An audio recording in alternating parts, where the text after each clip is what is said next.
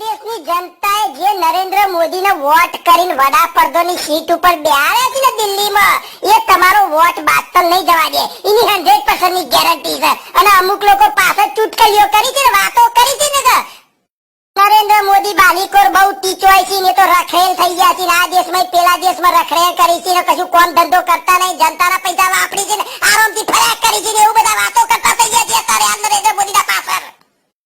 ભાઈ એરો રખડેલ નહીં થયો. આપણે પૈણી એટલે પેલા દા ઊંઘે છે ને ઓયડા મહિને હું કહીએ છીએ બધું હનીમૂન. એટલે ભાઈ હનીમૂન કરવા નહીં ફરતો, એ તારા માટે બાલીકોટ રખડે છે. એ સહી સિક્કા કરવા પડી છે તમારી સિક્યુરિટી માટે, તમારી રોજી રોટી માટે ફરવું પડે છે. અને કે આ દુનિયાની અંદર એવા દેશો પડ્યા છે કે એકબીજાને દબાયેલા રાખવા માંગે છે. અને તમે બહાર ના ટીચો અને દાદાગીરી ના કરો, વાર્તા ના કરો તો તમને કાયમ માટે દબાઈ દે છે. એટલે બહાર રખડવું જરૂરી છે અત્યારે હાલ નરેન્દ્ર મોદીને.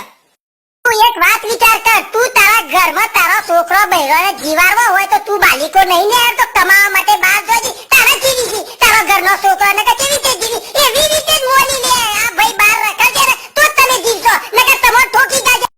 બીજા દેશો તમારા ઉપર ચડી બેસી એટલે લાલ ઓખ બતાવી પડે. બીજા દેશમાં ફરવું પડે, વ્યવહાર કરવા પડી છે, વાતો કરવી પડી છે બેઠી બેઠી. તારે તમારો સપોર્ટ મળે. તમારો ખરાબ સમય ચાલે ને તારે એ દેશ તમને સપોર્ટ કરે. એના માટે ફરે છે. નકા આ ભાઈ સર રાહ જોઈને બેઠો છે તારા આતંકવાદી હુમલો થાય એનો મોકો મળવો જોઈએ. મોકો મળશે ને એની ઘડી બતાવી દેશે કે કેટલા અને કેટલી થાય છે. ઠોકી જાય છે બરાબર નો ભેળાઈ નો છે ને કદી બોલતોય બંધ થઈ જશે. એવી દશા બુરી લાગે, એવી દશા લાઈન મૂકશે આતંકવાદી દેશની. તમે જોઈ લેજો આગળ તારે. અને પેલા રાહુલ ગાંધી હેડ તો બોલતા ચાલતા તો આવડતું નહીં અને પાછું દાઢું વધારીને ઉભા રહે છે કે નરેન્દ્ર મોદી જેવો મુએ દેખાવ ને એટલે લોક મને વોટ આલે અને મને વડાપ્રધાન બનાવી દે એવી ગણતરી રાખે છે. બોલો મેગી ખરી ને જે ખાવાની ચીજ હતી એ મારી હારી ગોધી પરિવાર જેવી નીકળી. પછી ખબર પડી કે મેગી તો મારા જે શરીરમાં